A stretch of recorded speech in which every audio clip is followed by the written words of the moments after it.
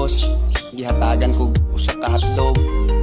Yung ang akong silingan nihatag og sili. Ako pong Tagalogon. Mag-Tagalog din ako kasi may mga viewers din akong Tagalog. Kain.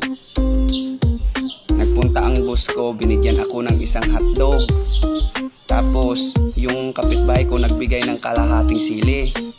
Tapos yung kabarkada ko kasama ko dito nagbigay ng tuyo at suka. Tara, kaon.